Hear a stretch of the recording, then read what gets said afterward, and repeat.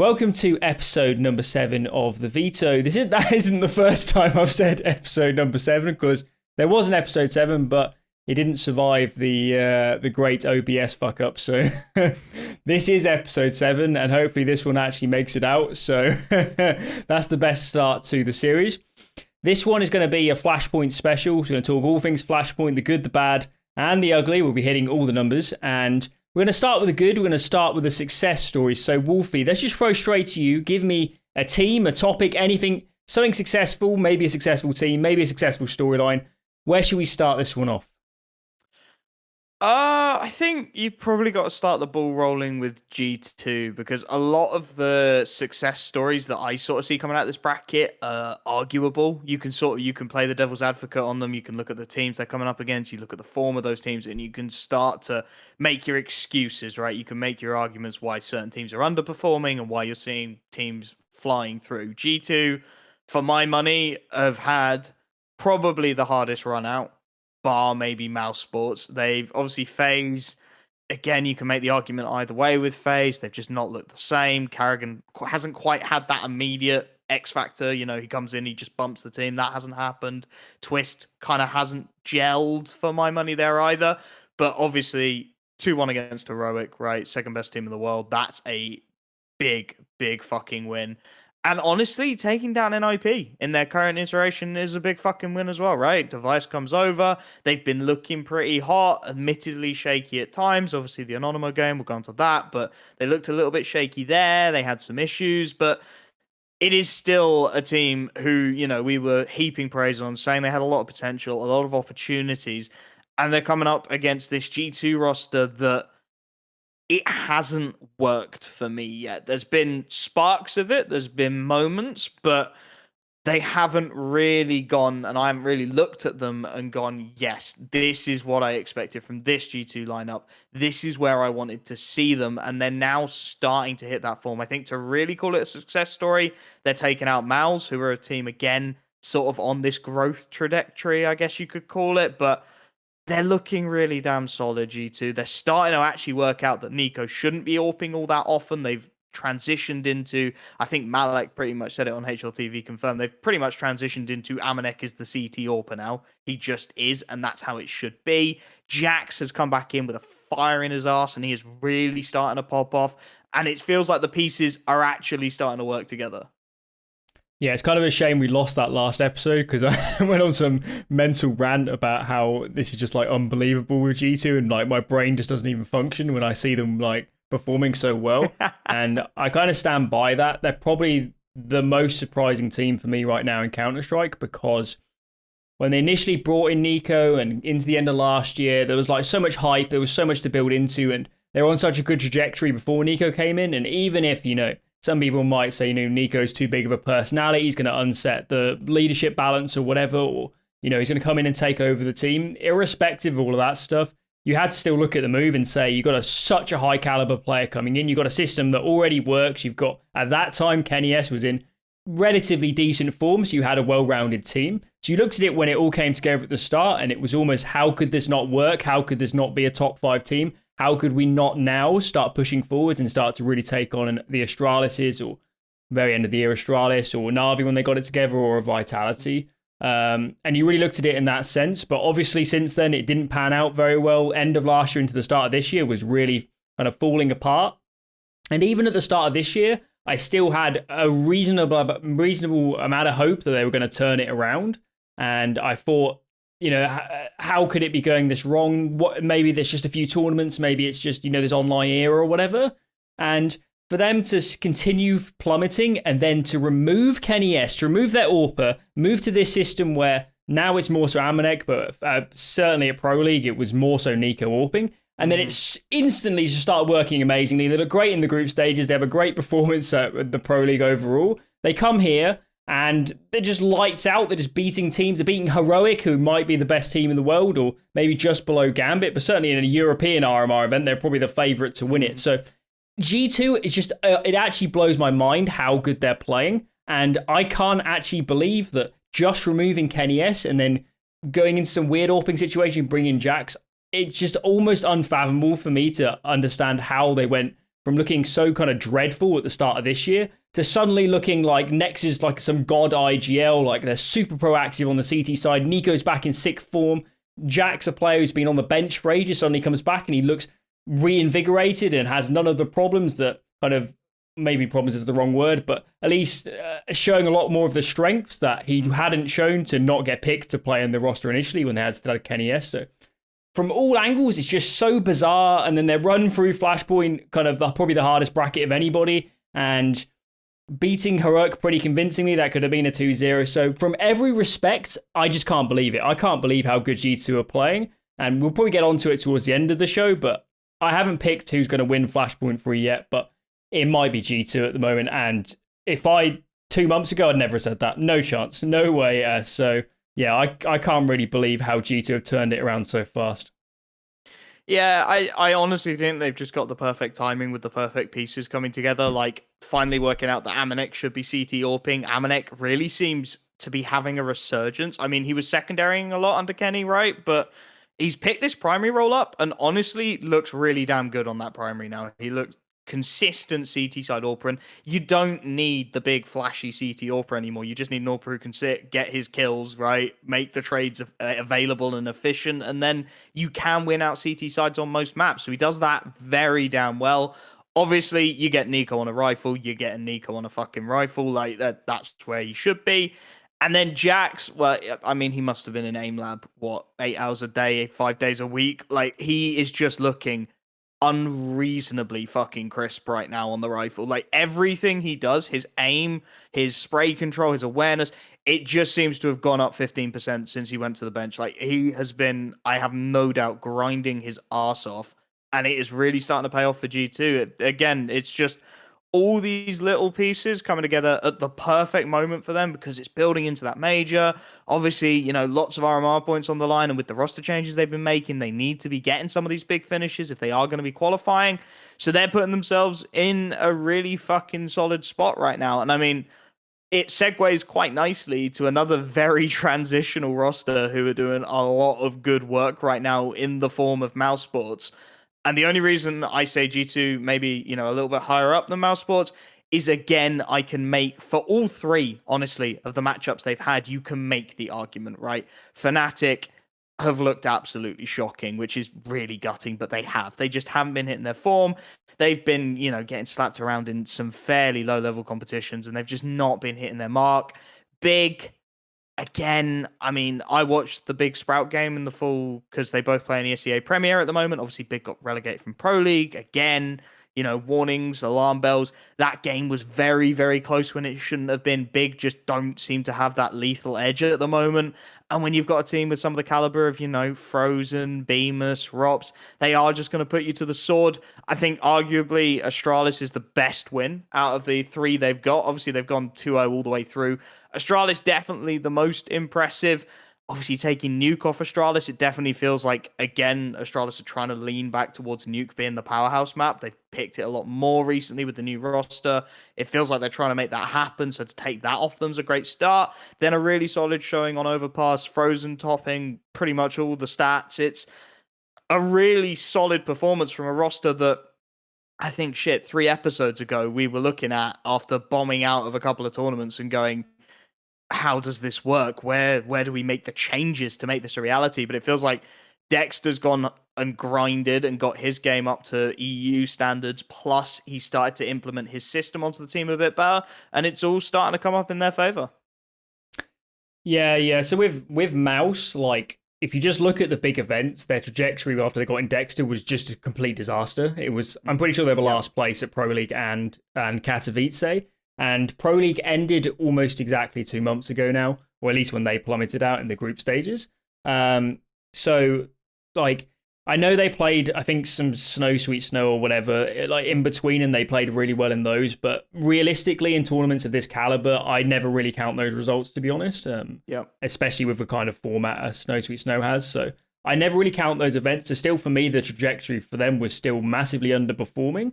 So to come in here and instantly look so much improved, I mean, the amount of work they must have done outside of the kind of that we haven't been seeing as much in scrims or in practice or developing certain players over the last 2 months must be just absolutely unreal. Like, just unbelievable levels of improvement. And they were a team that I'd written off 100% after those first few events.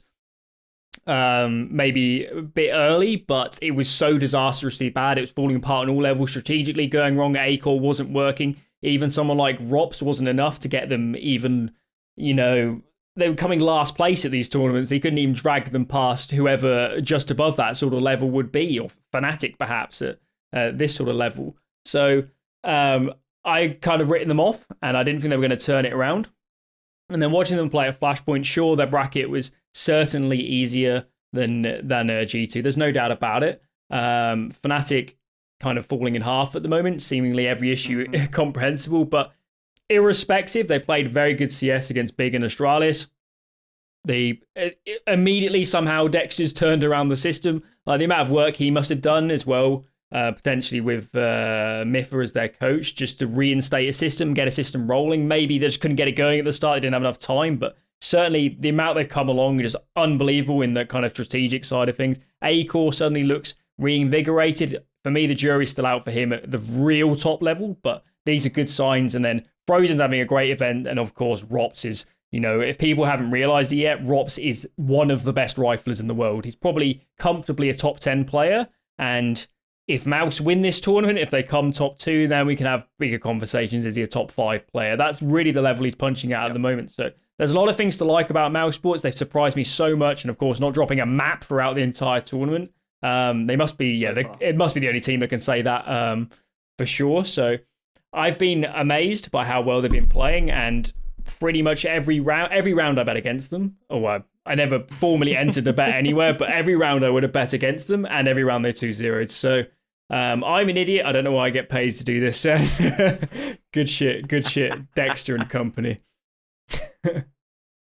I mean, the only other one, again, this is going to be a slightly weird one, but Double Pony. I think the only other team I look at this bracket and I go, okay, you're really punching. I mean, it's not fair to call them a mixed team because they're not. They were 5 players, including Jax, who were looking for an org, and then obviously Jax goes back to G2. They pick up MBK, la da da da. We've been here before. Big 2-0 against Vitality, and honestly, just straight up looking the better team in that initial matchup. Like Vitality just weren't there. I was looking at them and going, they've been harping on about how they're restarting the system, right? Apex has been saying they're starting from the ground up. They're swapping one player in and one player out. They just haven't quite got it right yet, and that showed. They got slapped about by Double Pony. Then obviously you're coming up against Astralis. It's a different game, right?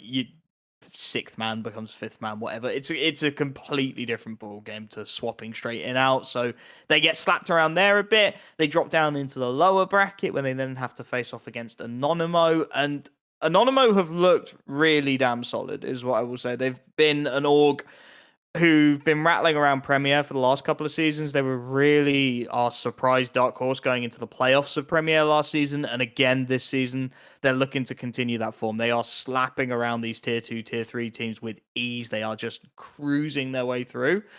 And I think for Double Pony to be coming up with the kind of victory they did manage to get them, again, Inferno really looking solid for them, is a great precedent for this team to potentially, be knocking at the doors of some orgs and going, hey, we're starting to put up some results. It's almost the bad news bears of Europe. It's not quite on that level, but it's starting to get there for me, especially I think if OG and MBK can come to some kind of agreement and, that he can pursue with this 4 around him. I think as 5, they make a lot of sense. If you start chopping and changing parts, maybe you lose some of that. But obviously, they're still in the lower bracket. They've got an opportunity, I think it's tomorrow. Yeah, tomorrow at 8, up against Big. That is a game that I think is going to be stupidly close because you got Big on sort of this awkward, not quite hitting their mark, dropping maps against Premier teams, and then a Double Pony who are punching above their weight, starting to take on some of the big boys, starting to put out Body is putting out some absolutely vintage performances at the moment. So that one's going to be really intriguing for me. And I think that's what turns it from a good event to a great event if you're Double Pony. If you start to really knock on the door of that lower bracket, that's the great, right? If you're knocking out a Big, if you're booking yourselves the lower semi-final against NIP, that is then a great tournament for you. Whereas at the moment, it's probably just a good one by my money. Yeah, that first best of 3, which going into that one, as much as Double Pony looked pretty good in the qualifiers, I was still like, come on, come on, this is Vitality. As much as they've had some issues, they're still a very class team. So they've got so many great pieces, great coaching. So this is going to be an easy 2-0 for Vitality. And I'm just sat there, first game of Flashpoint, you know, got the popcorn out, sat back, relaxing, and then they're just getting fucking owned on Vitality. They can't do anything on the C side of Nuke, and you're sat there like the what on earth is happening now? What's happening? Yeah. MBK's back from the dead, body just revived from wherever he's been since G2, and they're just looking fucking sick. Their T side executes are legitimately like world class, and they're just absolutely wrecking Vitality's A bomb site. Which, if people don't know, it was Kyojin. It still is Kyojin and Masuta, who didn't play A bomb site at all before Nivera left, and they swapped RPK for Kyojin. So it does make sense in the long run for them to play those spots, but clearly the Double Pony guys knew they were playing those spots, and you know the GPS was just set to A the whole half, and they're just smacking it every single round. So I enjoyed that. Very surprising result, incredible result for them. They're pretty decent against Astralis. They gave a very good match there, and then throughout the lower bracket so far, they've only played Anonymo so far, but good result there. So overall for Double Pony, very, very surprising. I think, to be honest, in my opinion, MBK shouldn't be allowed to play for Double Pony. I know I think Valve took a stance and said it was fine. There was a really funny moment in we had a talent meeting before Flashpoint 3 whilst the closed qualifiers were being played. And it was getting to I think it might have been the last day of the qualifiers. So they were just about to find out who was qualifying and who wasn't. I think we knew Mouz was in and Cole was in. We didn't know who the others were going to be. And we were sat there saying, okay, what storylines we're going to build into, what content are we going to film, and then trying to think about these different teams. And then Monty just says, oh, these Double Pony guys, are they going to make it in? I was just like, guys, is MBK allowed to play? And everyone was just looking at each other like, I've got no idea, probably not. And then, of course, everyone checks it out behind the scenes, checks with OG, with Flashpoint, with Valve, I believe. Apparently it's okay.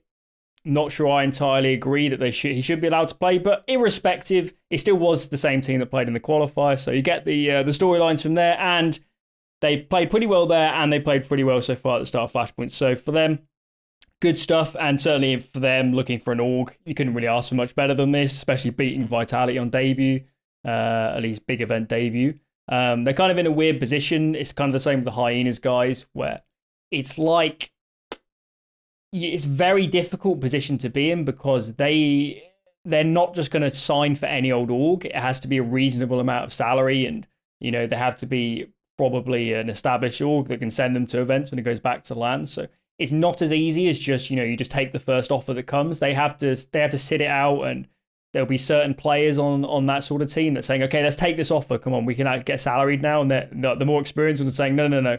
Sit down and wait. Let's wait for a real offer where we get real money. And it's exactly what the team that became FPX did for a long time, is play without an org. And they made a bad mistake, and they signed for this team called Smash Esports or something, and it was a total train wreck. So hopefully the Double Pony guys do get a real org approach them, or maybe a big org comes in and says, okay, let's keep these 3 pieces. We've got good talent here. We'll round it out with some other French players. But hopefully we see something like this happens, and we can see them in more tournaments, because they definitely got some skilled players. I've been very impressed by Afro, player I essentially knew nothing about before seeing him in the closed qualifiers, but very impressive. Certainly makes me sit back and wonder why he might not even be on G2 already, considering Kenny S went out. But maybe we might even see that change moving forward. I have no idea. But overall, very impressed by Double Pony. And yes, my mind was just wrecked during that first game. Seeing them beat fucking Vitality. You can't write it, can you? And well, it segues very nicely again. MBK's potential conflict of interest with the team who were seemingly very keen to make sure that conflict of interest never came about. OG, I think we've had our winners so far. Those were the big 3 for me. I think we can start going on to the teams who have shat the bed, and I think OG, one of the worst offenders. I like what they're doing. I like the ideas they're bringing, and I feel like if you give them more time, then they are going to look like a really goddamn good org, and I hope OG give them the time of day. They got shafted by this bracket. Let's be very real here. Astralis in your opening, not a great place to be. You drop down and you're looking at the drop down and you're going, oh, okay, French mixed team. Yeah, we'll make that work. We'll be able to battle our way through that. Instead, you get a Vitality who are infinitely more pissed off because they've just been lower bracketed by a French mixed team and who come back with a vengeance, right?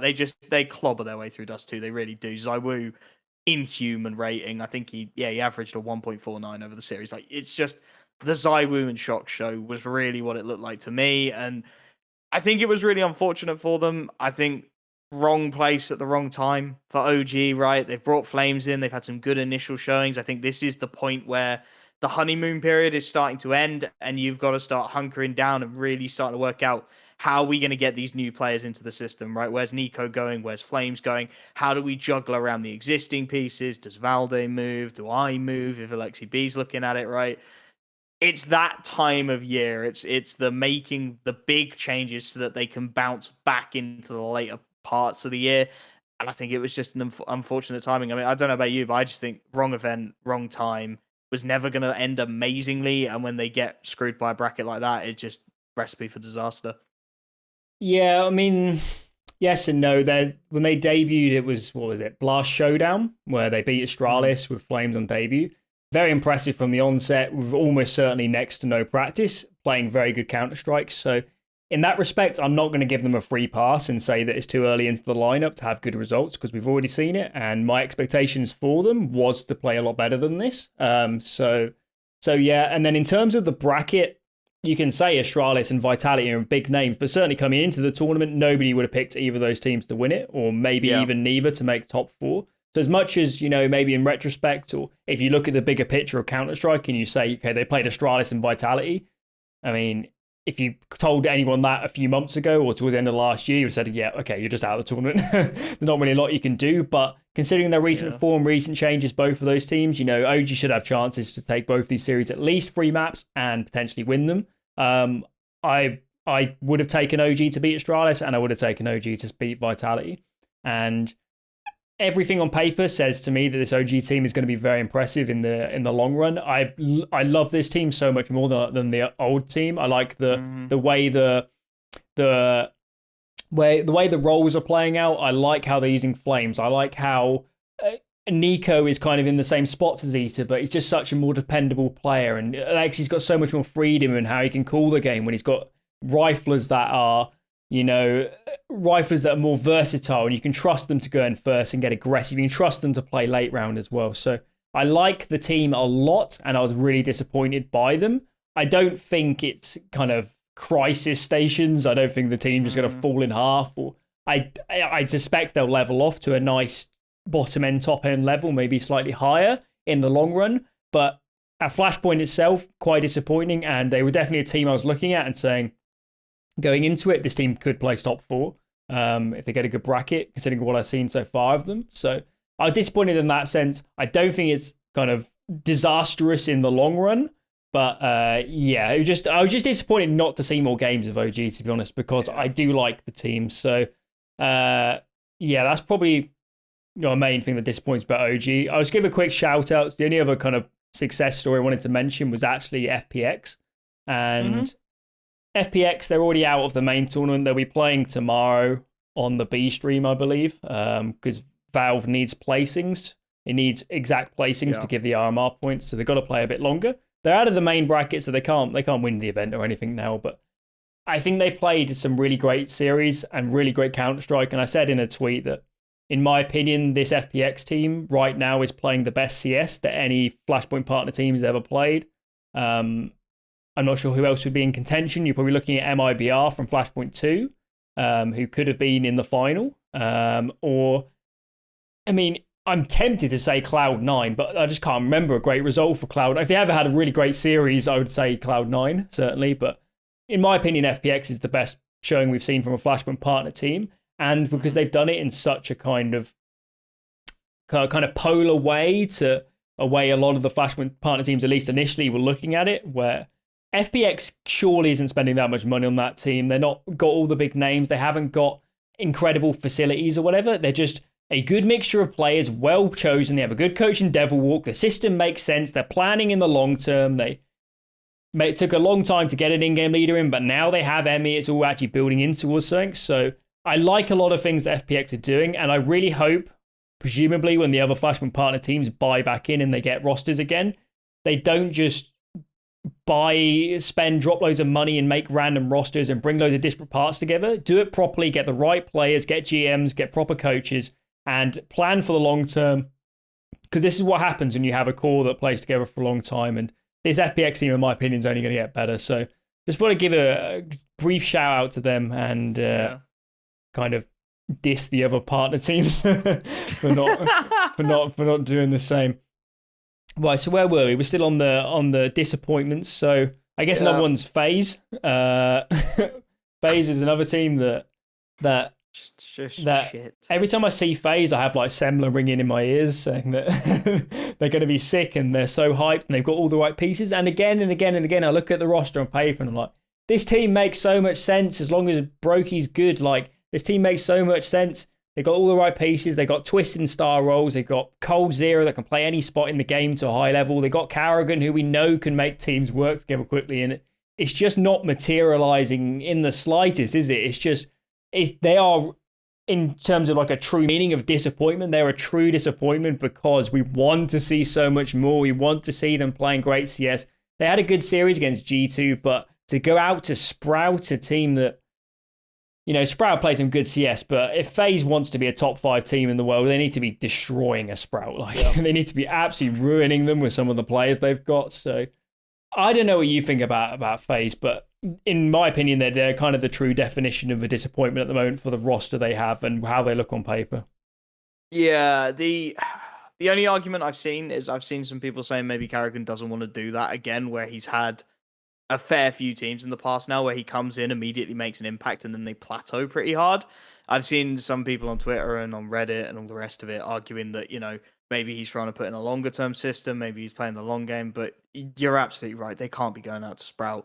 No matter what long game, what long con you're playing, if you've got Brokey and Twist in the server against Sprout, you have to be winning that. It's just, there's no reasonable explanation for why they don't, and I think they're going to be honestly taking a real hard look at themselves at this point, you know, going out in that kind of fashion to those kind of teams. I mean, as you said, good series against G2. If they built on that, if they then, you know, smash their way through Sprout, then they would have had an opportunity against Big, another team who was struggling. They smashed that one out the way, then they've got double Poney. You can start to play the lower bracket run quite easily right up until NiP, and you're going, yep, FaZe win that, yep, FaZe win that, yep, FaZe win that. So for them to go out in the fashion they have done, it's incredibly disappointing, if we're honest. I think it's partially a product of just how competitive CS is getting at the moment, and partially just not showing up to the show, right? It hasn't worked for FaZe yet, and I mean, with the, you know, how the roster is, how the org is, I don't know how much longer they get. I mean, they've made, you know, these big marquee signings. I'm sure the org would have been looking for some big results immediately, and the fact it's not happening worries me slightly, to be honest. And I mean, you know, this FaZe org is, to be honest, a bit of a clusterfuck around the edges. I was watching HLTV confirm for an hour before I came on this, and they pointed out, and I'll let editor Alan do this, that the FaZe HLTV page, right? The jerseys are in this particular order: Carrigan's old Mouse Sports jersey, Rain's old FaZe jersey, Cold Zero's old FaZe jersey, Twist is still in his Liquid jersey, and then you've got Brokey in a FaZe jumper. Like, there's just no desire to get them marketing things properly, right? There's just nothing there. Like, how difficult is it to get 5 players to take a picture in a fucking shirt and then send it to HLTV? I mean, obviously they have the HLTV guys there. They were saying G2 within an hour. If they've had a sponsor change, they've emailed HLTV and there's 5 players there with the new sponsor on the jersey, right? It's simple shit. And I think if you're not getting that right, then, you know, maybe you're not getting the decisions right to keep this roster together, to keep, you know, trying to build on what you've got. That's genuinely hilarious. I'm just looking at it now. It's like a microcosm of all their problems. We have all these disparate parts, and it doesn't make any sense. And then Brokey's just there in like some like hoodie, like he's got no idea what's going on at the moment. That's actually amazing. Yeah, well, I was just looking because I was trying to remember exactly when they signed Carrigan. You know, it's been over 3 months. So Yeah. any arguments, in my opinion, okay, maybe they're not going to be in peak form, but they're still got to be 80-90% of what they're going to hit in the end. So yeah, it's getting to pretty. This is a team that I do think is maybe getting towards panic stations where what do you even try? This was meant to be the killer punch to bring this lineup together. It's meant to be the big change and what we've seen in recent years, moving away from Nico and Yanko as a coach, more towards a Carrigan-centric system. Saying so much when he comes into the team, it's going to be a team-centric approach. We're going to bring in loads of stuff from Mousesports, more support structure, and it's just a team that hasn't materialized at all on the server. And watching them play, it's been reasonably disappointing to see kind of team-wise just how they're playing, in my opinion. And they don't look nearly as much as take a team like G2, which has had roster in complete flux. Who knows who's AWPing? Kenny goes out. They look like such a better team. They're playing so much better CS together, being so much more proactive, so much more on the same page even. And when I watch Faze, particularly on the CT side, I just see 5 individuals. And to see that after I've heard Carrigan and other people saying how much they want this to be a team approach, it doesn't really compute for me. And I don't know exactly what's going wrong for them, but maybe they can turn it around. They certainly have the right pieces if they can sort it out. But at the moment, it's just kind of, simply put, it just hasn't been good enough. And I guess another team we could very quickly talk about is just Fnatic. Fnatic are just, I'm not going to talk about them too much because it's just, for me, it's just the whole move away from Flusher, whether it was their choice, whether it wasn't. And it's just kind of continued Fnatic's downward trajectory from basically the start of the pandemic, where for whatever reason, with these players or with their environment they're playing with, whatever's going on, Fnatic still should be able to decent team, even if, saying Jacquinho is not at the level yet to be playing, super high level Counter-Strike. I don't care. You've still got Crims, you've still got JW, you've still got Golden, who I know can call at a top level, and seeing them, particularly at the end of 2019, going into 2020, playing so well, they're another team that is just disappointing, and I don't really know where Fnatic goes from here. Of course, JW made a twit longer saying that, he was disappointed himself and they're going to try and turn it around, but how they actually do that, unless it's all get coronavirus jabs and go back to LAN, I don't know what Fnatic does. And who knows, maybe more changes are even on the horizon. Maybe Pepsol comes in for one of them to try something else. But yeah, I don't really see a way out of that hole right now for Fnatic. Yeah, I think they bite the bullet. I mean, I've said it before. It feels like they're starting to go through that NIP rebuild period, right? Where some of the old veterans are going out and some of the new boys are coming in. And until NIP bit the bullet and just said, fuck it, we're going full new, it didn't work for them. I don't think Fnatic are quite that desperate. I think there are definitely arguments to be made for the likes of, Crims has to stay for my money. Golden, you can make the argument. I hate to say this, but I think JW is the piece that I'd pull out. And I think if you whether you put Jacquinho on main AWP, I know nothing about Pepsor. I don't know what you do with him, but we know Jacquinho can AWP at the lower levels. And at this point, I feel like Fnatic are at a stage where they could just roll the dice and just see if Jacquinho picks up that AWP and comes to the next level. Yep. Not saying that's the change they do make, but I think they are at that point now for me where you've got this org with so much prestige behind them, just absolutely belly flopping out of events. Like you've got to make something change. You've got to find a way to get yourselves back up to that level with the quality of players you're bringing in, with the quality of a system you've got behind them. They've got to be doing better. And yeah, I mean, obviously, I'm really disappointed. I love Fnatic. Casted for them at events before. They're a great group of people, and they could be so much better, but it just ain't happening. Yeah, I'm gonna leave that there because I just can't be fucked to go into why Fnatic are doing so goddamn badly. Yeah. The only other team for me, I don't know about you, Complexity. I feel like again, not equaling the sum of their parts. I think it's another one of those teams that I feel like it like you said with Fnatic, if we just got a shitload of vaccines into the CS scene and went back to LAN, I could see this Complexity team really starting to pop off again. I can make the argument. I can see where they'd go, but at the moment, going 2-0 down to a big roster who I've been slating pretty hard recently, not a good place to be. Obviously taking out Fnatic, but it's Fnatic in their current iteration. Then getting slapped about by Heroic, okay, you can make that argument. I think if they don't run through this 9th, 12th place decider and hit 9th, then I'm asking questions, because as much as you're saying, Fun plus Phoenix are playing the best CS of a Flashpoint partner team, they're not playing CS that should be on complexities level. It just isn't. And then you look at the other two teams in that 9th, 12th place decider, you've got Sprout and Anonymo. They should be slapping them to next week. Like, it's a team that I look at the parts and I look at how they work and I look at how they've been working on it and I go, yeah, I get it, but something isn't clicking again. Something just doesn't seem to be quite right, and I don't know what it is. Yeah, though, it's kind of a subsequence of the format of Flashpoint. It's not necessarily a problem, but the thing is, I just haven't seen enough games of complexity looking bad to say exactly what the problem is. It's almost certainly a combination of a million factors. I'd say the main thing to look at potentially with complexity is, I don't know, I think they've always been a reasonably inconsistent team, and I'm not sure if it's playstyle wise. I've always thought they look a lot like Heroic to me, where they're extremely proactive and they like to, especially on CT side, they like to call around a lot and go for some not necessarily crazy stuff, but they like to try and read the opponent and stack areas of the map and be bold.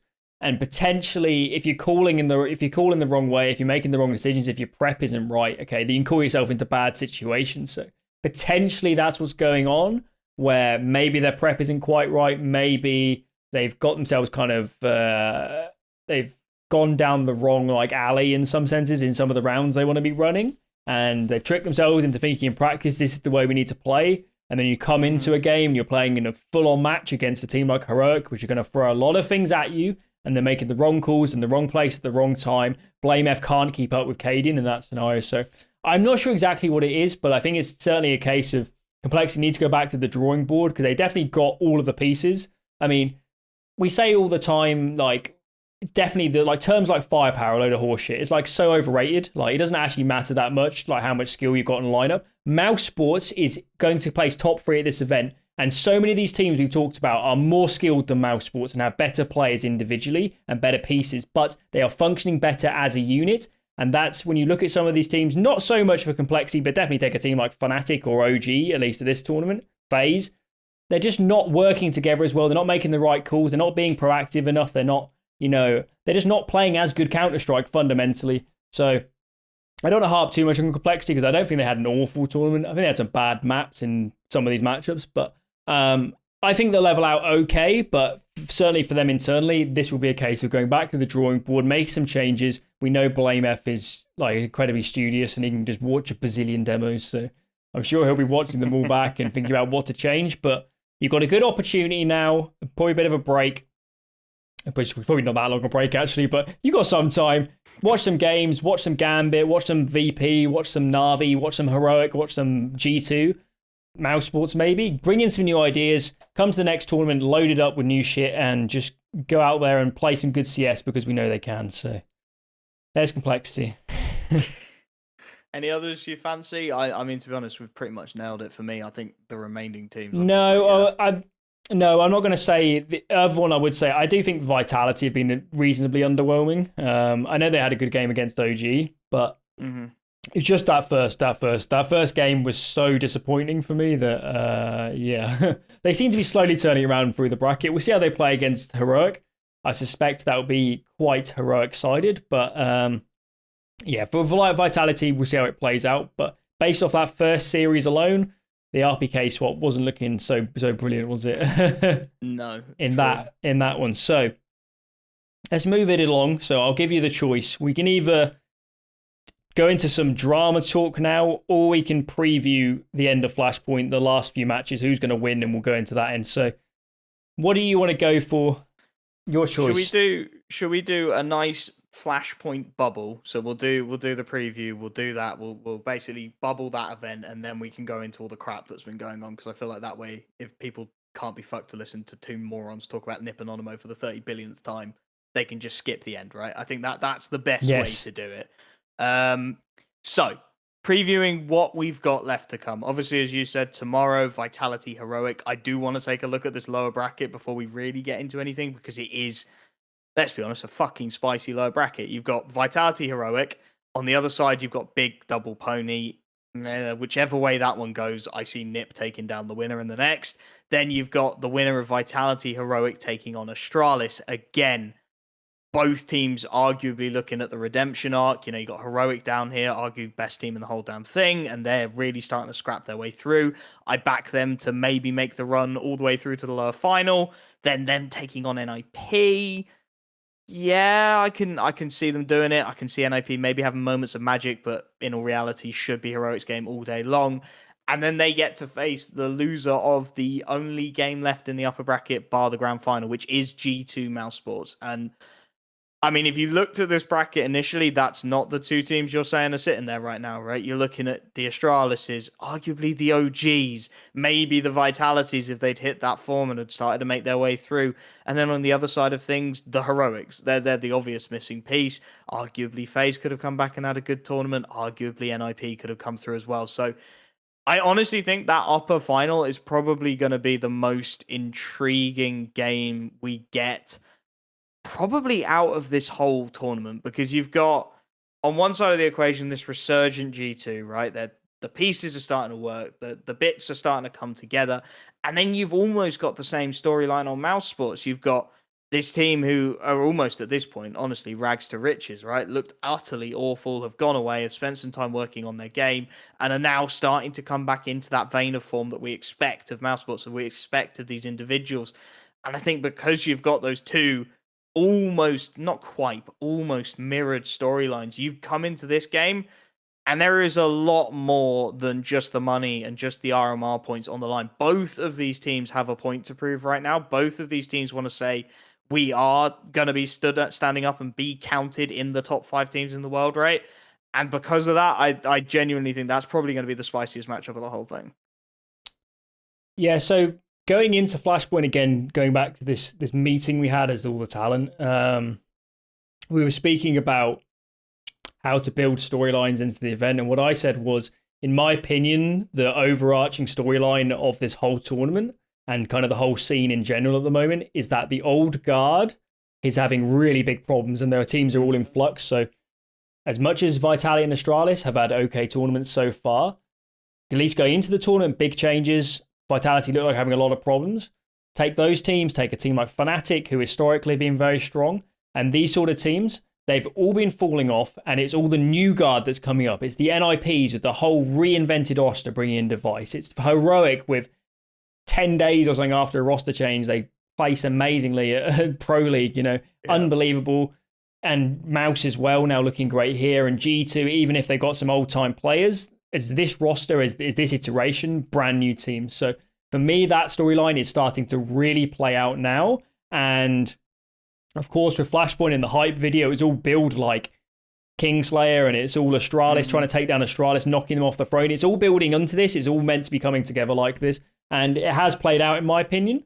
And when we get to the end of the tournament and we see who's in the grand final, those storylines are going to be very, very prevalent. And I think you will see a new guard team winning it in the end. And we'll finally have, at least in the European sphere, kind of confirmation that the old-time teams, the really experienced players, the ones that have won all the majors and won all the older tournaments, they're the ones that need to get their shit in order, because it's the new kids on the block that are winning the tournaments now. And I don't care what people say about like going back to LAN and the differences. Some of these teams are guaranteed to be good when we go back to LAN, and even if some of them aren't, some of them will be, and we're not going to go back to the status quo of Fnatic can grind every game out and Astralis wins every tournament and Zywoo's just unbelievable in every series and just dominating all of these NA players, or I don't know, something when we get back to LAN. So for me, that's the overarching storyline. I think if you look at the lower bracket, the big kind of thing you need to focus on is that only one of Astralis, NiP, and Heroic now are going to make it to the lower bracket final alone, let alone have a chance to win the event. So there's going to be some very punchy matches. I can assure you, from Flashpoint's perspective, a NiP Astralis matchup would just be like fucking porn, and they'd love like to build the storylines into that. Like they'd just be like playing the start of the hype video like on replay. Going into that, it'd be a very easy one on the desk. You just go up there and say Device Astralis, and you just talk about that for 10 minutes, and then go and sit down and do nothing. Like it'd just be so easy being on the desk for that one.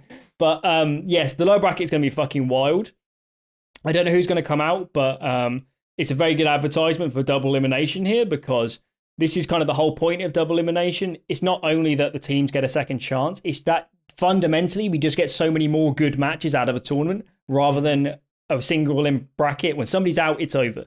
Heroic could have been out. NIP could have been out. Astralis could have been out, and that would be it. We'd have no more storylines, but now we can see different matchups, and we get the storyline coming through the lower brackets. So I don't know how it's going to play out, but let's just go straight into the big question. Tell me, Wolfie, from what you've seen from this bracket, who is going to win Flashpoint 3 and all those European RMR sweet points? Who is going to win it? G2. I don't think you can make an argument anywhere else. G2 have been the only team who I've watched and haven't thought they're going to throw it under a bus. They've been the only team that have, come through and won all their games and won them in a way that I go, yep. Like, even when it's the 2-1s against the likes of Faze, I watch that matchup and it's a good game and I can see why Faze are winning rounds and I can see why Faze are taking maps. Again, same principle with Heroic, same principle with NIP. Whereas, some of the other teams out here, I mean, Mouse Sports have gone through 2-0 each way. They're the only other team that I can make the argument for, but I do just think G2 on paper probably outplay them across the board. You look at, say, Vitality, get clobbered by double Poney. The inconsistencies there, drop a map to FPX, who are playing very well, but again, it's Vitality, for fuck's sakes. I think they should be doing better than that. Then you've got Astralis, who they dropped to Mouse Sports. Again, I think they should be doing better than that. You've got Heroic, who dropped to G2. Again, they should be doing better than that. These are teams that shouldn't be putting themselves in these situations, and I think G2 have played it into their hands pretty much as damn well as they could have by this point, right? The best outcome is just to cruise through that upper bracket, get all the prep time in the world, and be fully ready for that grand final on Sunday, right? If they win the game on Thursday, they've got 2 days rest. They can go out, they can work out strats, they can go anti-strat everybody who's still left in that lower bracket by that point, which would only be, 1, 2, 3, 4 teams, and you've probably already played Mouse Sports if you've knocked them down there, so you've only really got anti-strat 3. You've bought yourself all the time in the world, and I think with all of that weighing in G2's favor, plus the fact they're having a very strong event, plus the fact Nico's starting to work out, Amanex CT Orpin's starting to work out, Jax is just looking on a vein of form that I don't think we've seen from him in a long time. Again, all the pieces falling into place at exactly the right time for G2. I think the only way they bottle it is if they cock it up on Thursday, and I really don't see them cocking it up against Mouse Sports. Yeah, it's tricky. I've still, even now, it's why I threw to you because I haven't decided yet who's going to win. I've been debating it all day, and ever since the upper bracket games played out, and G2 and Mouse made it to the upper bracket final. I'm very torn. I still think, based on what I've only seen at this tournament, I probably would take G2. I think. Thing is, I always get caught out by this. I like to take a wider perspective and take a few tournaments going into it and the form I know a team's capable of. If I go from that angle, I still think Heroic have got a very good shot of winning it. I still think they can play the best Counter-Strike of any team left in this tournament. So Heroic's definitely sitting there for me. NIP's a bit perplexing for me because I don't think they're at the same level as a Heroic, as a top form Astralis strategically.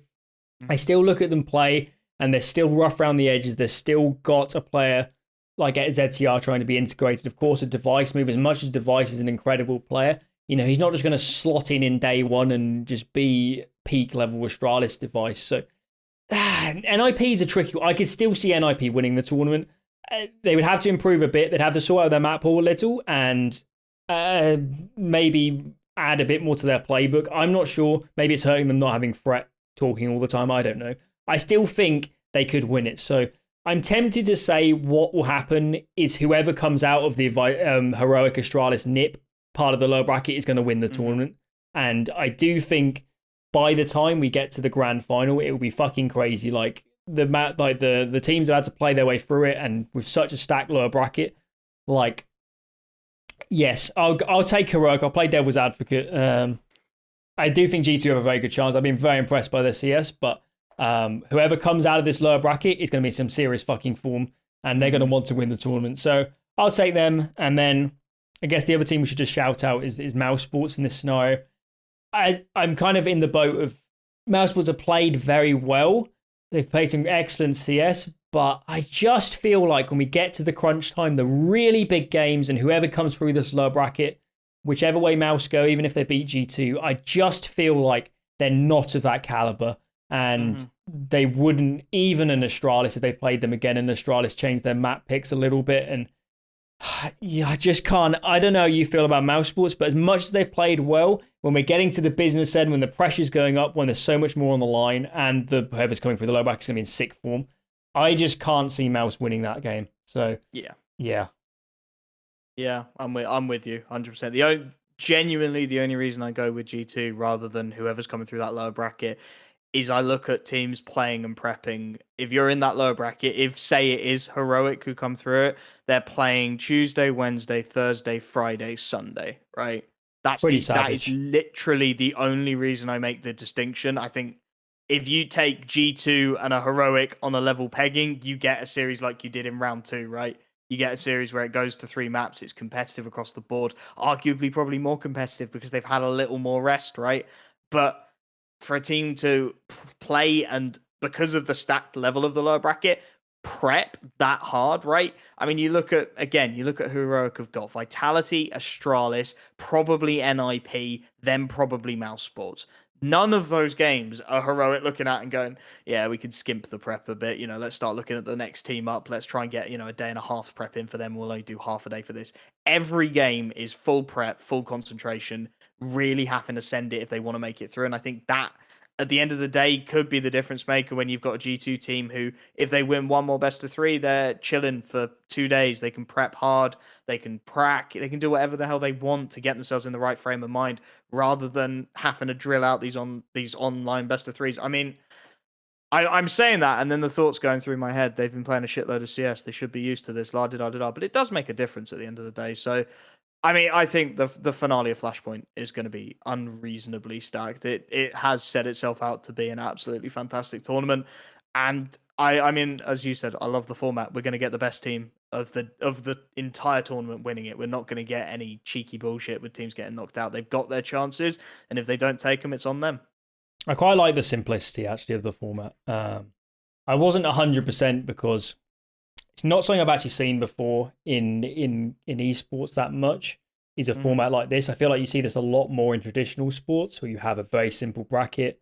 Normally not double limb, but even when you see double limb, it's normally going to be like this. And I wasn't 100% sure because we're normally used to playing a group stages where you play multiple different teams, whatever it's GSL or round robin, whichever way it is. But I have very much enjoyed the simplicity. I love how fucking savage it is when you just you're like an OG and you just get wrecked, you just straight out. Faze lose to Sprout out the tournament. I don't have to watch them anymore. It's just great. I love the love the simplicity of it all, and I don't know in terms of the prep angle. I'm not sure because G2 is not going to know for certain who they're playing until the day before. Sure, they'll come in. Yeah, I don't think it'll be a massive factor. Sure, whoever's in whoever's there first will have an advantage in that respect. They won't have quite as much match fitness as the team they're playing against.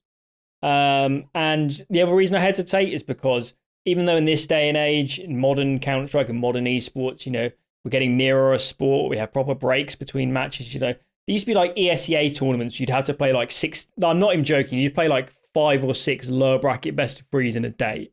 Yeah.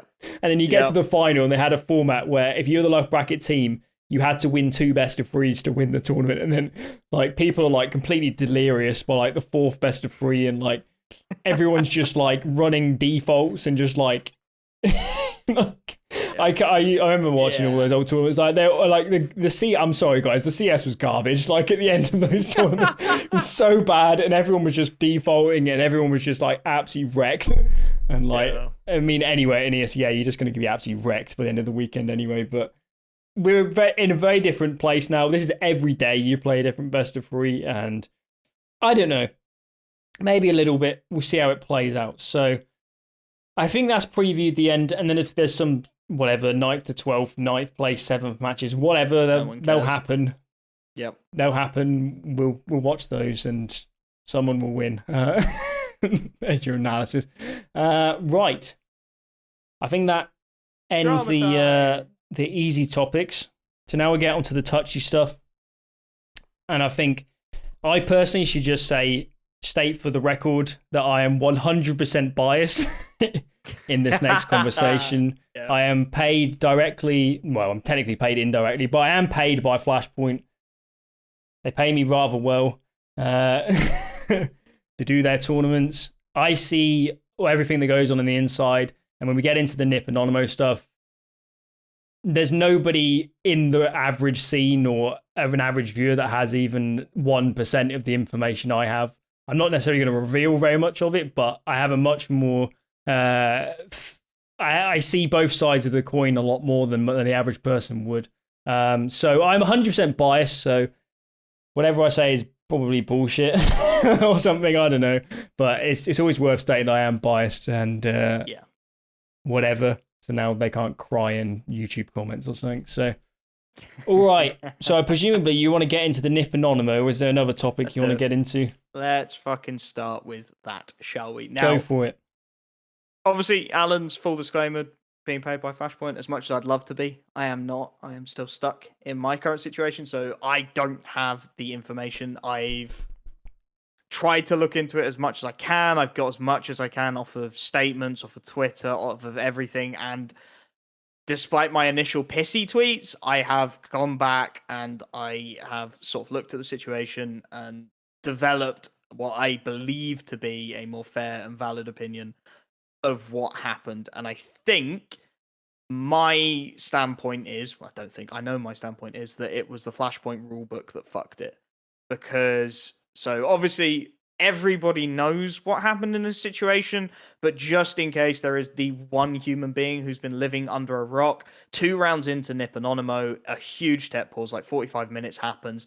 NIP are complaining about packet loss consistently. They're saying they can get to other servers, no problem, but they can't get to these Flashpoint servers. They don't have a second internet line because they're sponsored by an internet provider, so that would be a shitty look. You can't get sponsored by an internet provider and then go, oh yes, we need to switch to this other provider because your line is dog. So they don't have the second line. And then you get into, I think, honestly, one of the biggest failings in esports generally, the nitty-gritty of the rulebook, because nobody likes to get that far down into the rulebook. Everyone just presumes it's going to be nice and easy, and the rules are never too great when we really get into a world of shit. So, you're 45 minutes in, the broadcast has been paused. You bear in mind, this is the hype game. This is the game everyone wants to watch. This is Device's debut. And we magically get back in with some very grumpy tweets from Device going on about how they're being forced to play with 40% packet loss, all of this shit. Then they go on that they lose the game in overtime in map 3. And then the complaints start coming out. And IP go, we have packet loss. We need to replay this game. And it was a clusterfuck. I'm going to be honest. It should never have ended up on Twitter. It shouldn't have gone that way. You shouldn't have had Anonymo shouldn't have been tweeting looking for support on Twitter by going, we're going to be forced to replay this game. Big dog bullying the little dog. NIP shouldn't have been on Twitter going through timelines of events and shit. Flashpoint just shouldn't have goddamn tweeted that NIP have offered Anonymo the choice of 1 or 3 maps. Everybody should have just shut up, gone behind closed doors, looked at the rules and worked out what was meant to be done and just rolled with it. Because the whole tweet storm just blew the whole fucking thing out of proportion. And the reason I say I think Flashpoint's rules fucked it is very simple. I think there should have been a rule around postponing it if logically it doesn't seem to be the player's internet that's causing the issue. I know Monty came out and tweeted, we can't just postpone every time a team is whinging that their internet is shit. I'm my real job, my day job is I program, I write code, and I deal with servers on a daily basis. So I have moderate credentials in the debugging and dealing with shit area. The situation, as I understand it, is they start complaining. They go, we're getting really fucking massive packet loss. There's provable packet loss to Flashpoint servers. And then NIP go, we can connect to server X in this region. We can connect to let's just throw it out there. I don't know if they did, but we can connect to practice servers, we can connect to FPL servers, we can connect to all these servers in the same regions, therefore logically with similar routing, but we can't connect to the Flashpoint ones. And at that point, the programming nerd in my head goes, that's starting to ring alarm bells. That's going, my hardware's shagged. It's not them anymore for me. They've proven with reasonable conscience that it's not their problem, that they can connect to all these other servers with similar routing without the same issue. When they connect to me, they're getting beamed, they're getting packet loss. And at that point, I feel like there should have been something in the rules that goes, if it's even a 50-50, you say, fuck it, we postpone, we take the hit, we reschedule, we work things out around it. And you never allow this situation where you've got teams playing off against each other with shitty technical problems to develop. You just never let it happen. And so that's that angle on it. I think the other thing that exacerbated the problem, and I said it at the time, is coaches not being allowed in the fucking room. Like, I think at a tech pause, there should be, and this is Valve's rules now. I think if there's a tech pause and if there's a long-standing tech pause with a clear technical issue between teams and TOs, then you should be allowed people in the room for that tech pause. Because if you've got 10 players who've been pracking for this game, who want to play this game, Device wants to get his debut and nip off to a good start, and you've got admins typing in chat, we're going live, we need to start this game, all this pressure's here, right? Players are going to play. If you had, NIP, if you had Threat in that room, and Threat is watching what's going on those screens, he says we're not playing. Like 90% of the time. And he can be much more hardline because he can talk to management. Whereas you've got 5 players in a room who are being forced to make an incredibly difficult decision on incredibly short notice under pressure from all sides besides their personal pressure on themselves. And it just felt like such a clusterfuck of epic proportions, so much shit going wrong, so many people doing stupid things that just didn't need to be done. And I hope beyond all hope that we learn from this and that, rule books are adjusted. And obviously admins say is always final, but I just hope we learn from the mistakes. I think that's the biggest thing to take from this whole thing, is that you do have to consider the 1 in 1,000 possibility. And you can't just sort of be like, yeah, we're gonna fucking play it because we don't think it's us. You've got to really have, in my opinion at least, a cemented rulebook that goes down almost to the nth degree. Obviously, you're not going to have, what happens if a player's struck by a bird 3 minutes before he starts and he can't play. But if you can take into reasonable account the majority of technical issues and have, if not an exact ruling, then a clear set protocol of how do NIP prove to me that it's not them that's having the problem, or how do I prove to NIP that it is them that's having the problem? If you can set out those steps in writing so that teams and coaches and players can go just to a little booklet, right? Just flip to page 36. Here's what you have to do in order for me as an admin to postpone this match. Here's the servers you need to connect to. Here's the technical evidence I need. Here's, as an admin, what I need to do to satisfy myself that I have covered our asses when this game is played and when all this shit goes down on Twitter tomorrow. I can point at the rulebook, and on step 6, it says you had to send me this. You didn't send me that. Tough shit. You played the game. You lost. You go lower bracket. Nice. Rant over. So there's a few things to unpack with this one. I think the first thing to say is, like, a situation maybe not as bad as this, but a situation similar to this was probably guaranteed to happen at some point, where you had a situation where it was, irrespective of whose actual fault it was that they were experiencing connection problems, like, it was always going to be a situation where it was very hard to diagnose, and you've got the pressures of a game being live. So you kind of always going to have a situation where both ends are pointing the finger at each other, and then the admins have to make a ruling, and they're like, okay, this game's going live, we've got to keep stuff roughly on schedule, we can't just deliberate forever. So a situation like this was guaranteed to happen at some point in this online era, and it could have happened in any tournament, could have happened in a Blast or ESL, or I'm sure it has happened loads of times in, the smaller tournaments. It just doesn't get blown to this proportion, obviously. That's the first thing. The other thing is that almost certainly the rule books are, I don't know this for a fact, I haven't read them, but almost certainly they're based off whatever Face It would have used in the ECS seasons and stuff like that.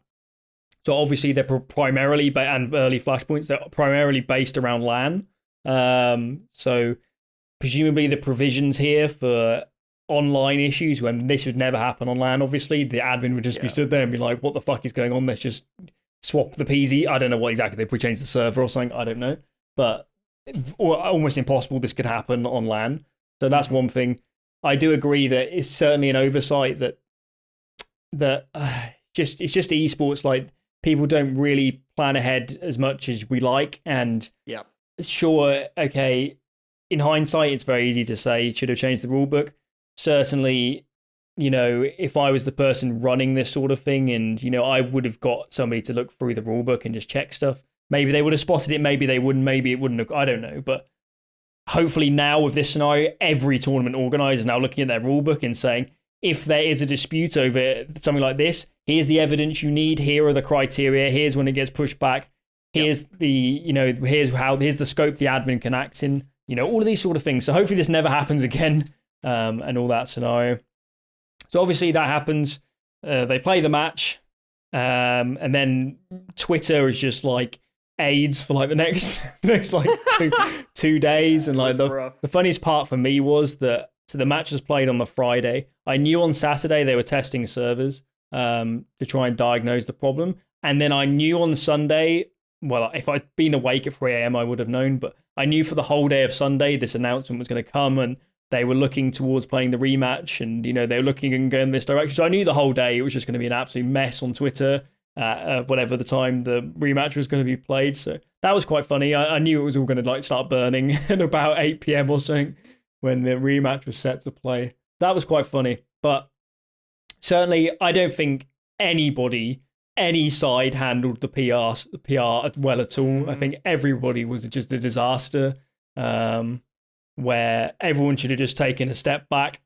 And, you know, I think Flashpoint got kind of forced into writing their statement, in my opinion, because the Anonymo guys made theirs, but it shouldn't have got to this point anyway. It shouldn't have been players blasting on Twitter initially. It should have just been instantly NIP files a formal complaint. Everything's done behind the scenes. Valve gets involved. I don't know. Something like this.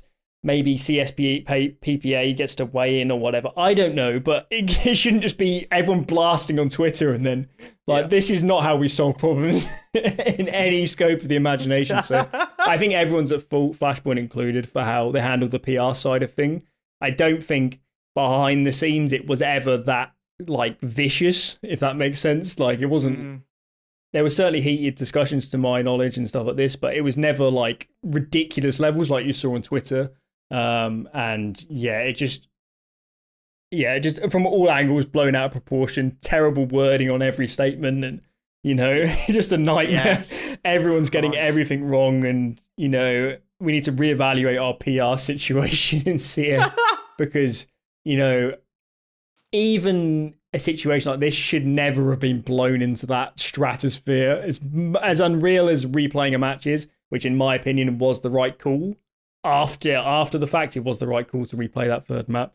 Like, how did we get into this world where, like, it's just insane what's going on Twitter, and just like mental levels of people shouting for both sides, and, you know, of course we saw it went to like death threats at certain players, and so just all ridiculous. Like, come on.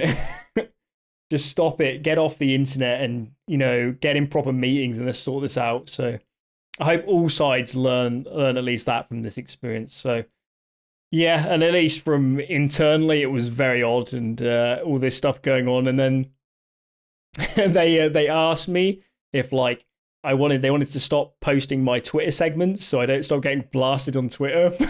I was just like, I don't care, just keep doing it.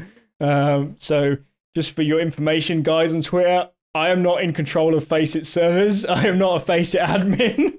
So you can stop tweeting at me, telling me to let the Polish team through. I don't know. But there was genuinely, like, my Twitter like notifications for like the 2 or 3 days after was just like unreal, like like hundreds and hundreds, because like they just kept posting my head up, and then like everyone just like replies to whatever they're thinking at the time. So that was quite funny. I enjoyed that. That's my favourite part of the whole drama. Mate. farm Genuinely. the impressions. Like, job done, Oh isn't it? god, yeah. I haven't checked, but like my Twitter stats, like I could just go to like some sponsor now and just get like an ace deal. Yeah, exactly. 5 million impressions or something from just That's the way to do it, man. people That's the way tweeting to at me do it. like random stuff. So there you go. I hope. Yeah, I don't really have that much else to say on it. Of course, I could dish everything if I wanted to, but I'm not. But yeah, I just from all sides is a disaster, and hopefully we just get on LAN again. This can't happen again, please. Yeah. And It's the bottom line. I would just say, just for the Anonymo guys, they were just kind of like I said on Twitter, they're just like caught in no man's land on this one, where they didn't really do anything wrong. Maybe they worded some statements not perfectly, but at least in the server for their match, they played a good game against Nip. They played a good third map. And if you want to go really far, I think Anonymo played better than NIP in the rematch game. I think they lost both pistols and they got like reset or something. I think they were the better team. Better team doesn't always win, but I think they played a really impressive game. And I was very sad to see them just getting like wrecked by the situation and by idiots on Twitter. Like it was just very, very kind of saddening to see them play a good game and then be forced into that position and then ultimately lose the rematch and now be out of the main event. So hopefully we never see this shit again, and we can get back to LAN where this stuff can't happen. But there you go. There you go. That's the worst of the drama. I think that's pretty much it. I mean, I was toying with having a go at Flashpoint production, but oh, you know what? Fuck it. It's an EU RMR. It's qualified to a major. They should be held accountable sometimes.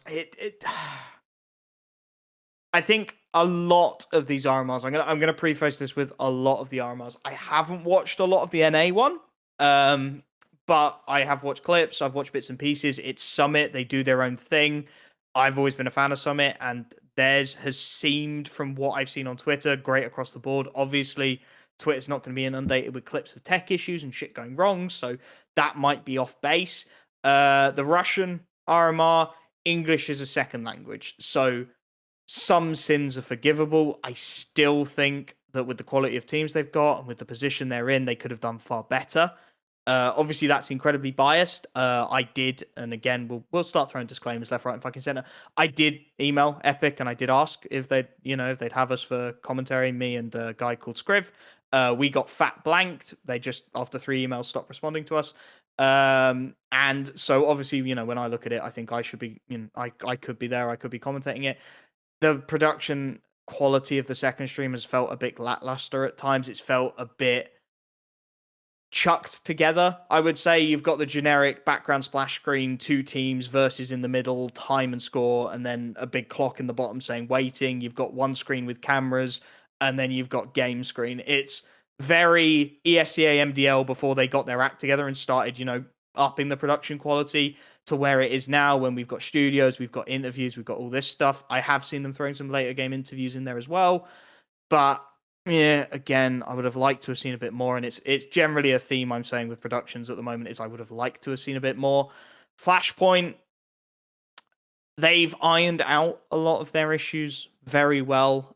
There is always going to be some teething issues in the early days.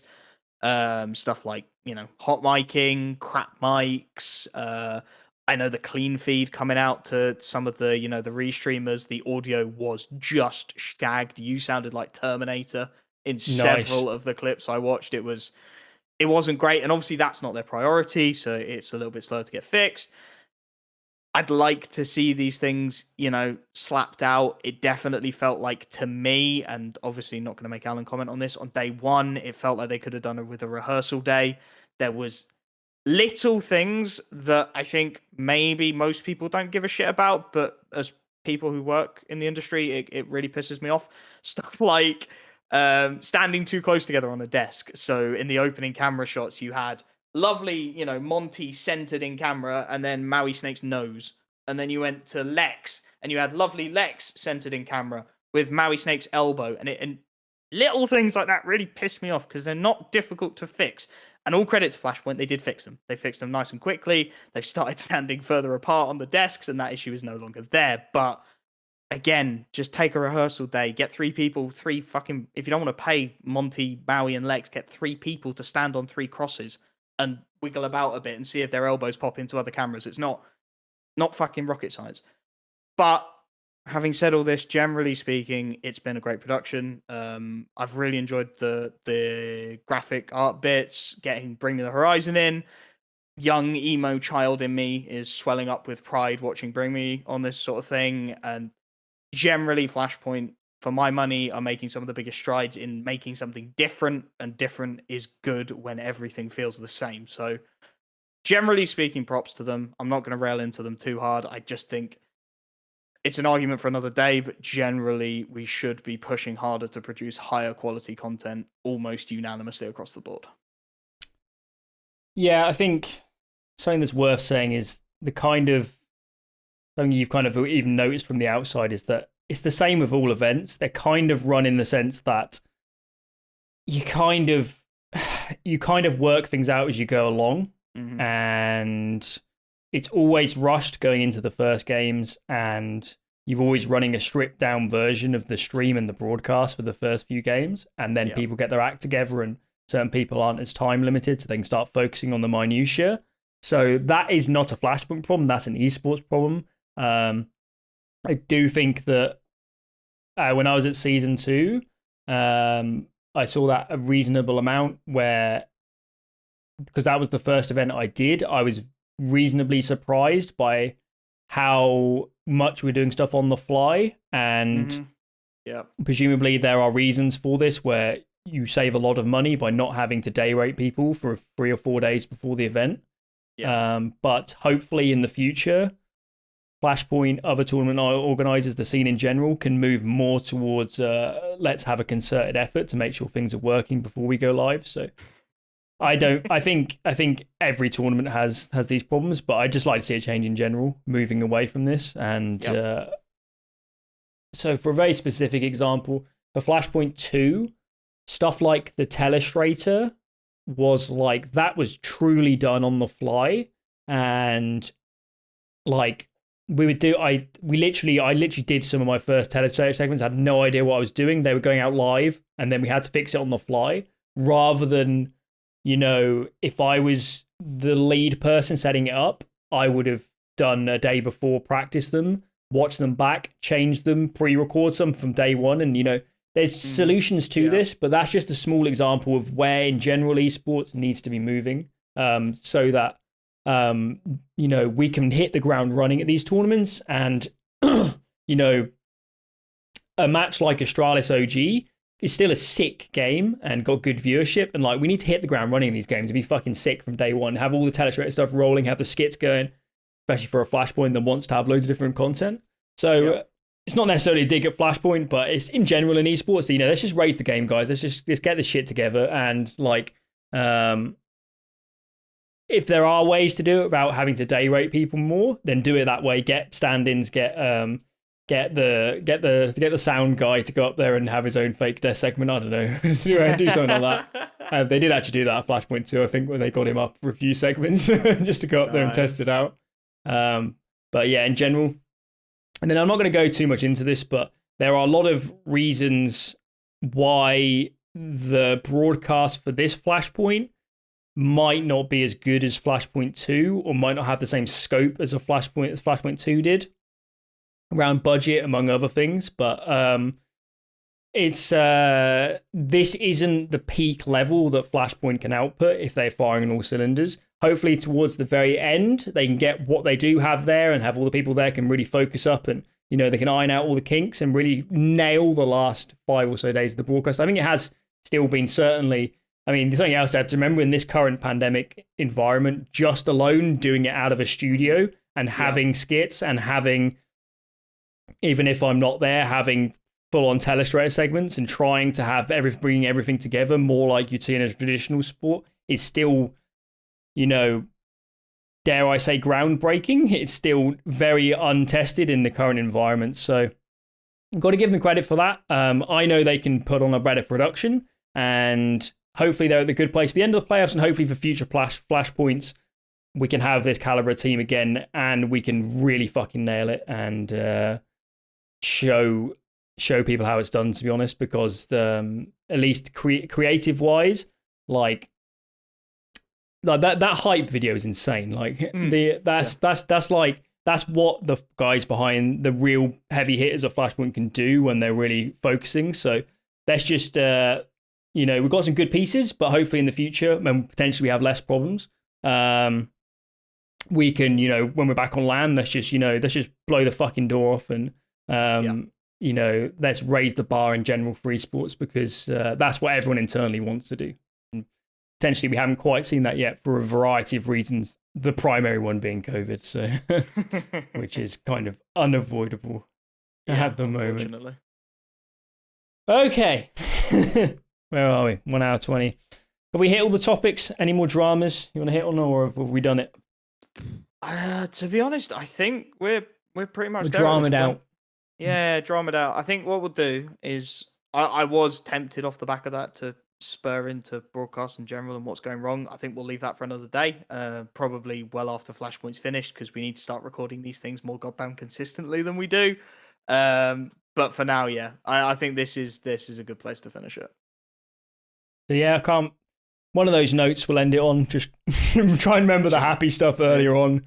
And I mean, in general, we're guaranteed to have some good games, and hopefully from the broadcast perspective, we can nail it and show the community in general what a high caliber for Flashpoint production and gameplay looks like. Because irrespective of everything else, Flashpoint, this is still Flashpoint's first opportunity with this caliber of teams. So let's get some sick games and let's see what we can do. So stay tuned, and hope you enjoyed this episode. If you've got any great comments, put them down below.